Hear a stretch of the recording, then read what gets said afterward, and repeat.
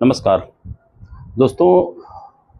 हमारे जो वैदिक साहित्य हैं, हमारे जो धर्म ग्रंथ हैं, वो हमें जीवन जीने की प्रेरणा प्रदान करते हैं।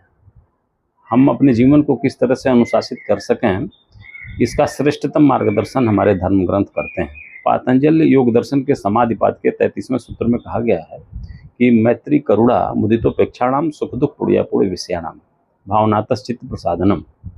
यानी उसमें ये कहा गया है कि जो सुखी मनुष्य हैं उनके प्रति हमें मैत्री का भाव रखना चाहिए, यानी उनके प्रति हमारा मित्रता का भाव होना चाहिए।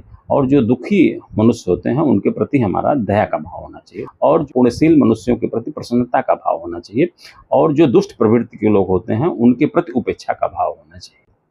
ये जब हम ये जो मार्गदर्शन बताए गए हैं कि किस तरह के मनुष्य हैं, उनके प्रति किस तरह का भाव हमारा होना चाहिए, किस तरह की भावना होनी चाहिए, तभी हमारे जो चित्त के मल हैं, राग द्वेष घृणा ईर्ष्या और क्रोध, इनका जो है नाश हो जाता है और हम श्रेष्ठतम जीवन की तरफ अग्रसर हो जाते हैं। श्रेष्ठ मानव कहलाने का हमें हक मिल जाता है। तो जो हमारे शास्त्र हैं, जो हमारे धर्म ग्रंथ हैं, वो निश्चित रूप से वो श्रेष्ठतम तरीके से हमारा मार्गदर्शन करते हैं। निश्चित रूप से आपको ये जानकारी बहुत अच्छी लगी होगी। आप पातंजल योग दर्शन का अध्ययन करें और अपने जीवन को श्रेष्ठतम तरीके से संचालित करें।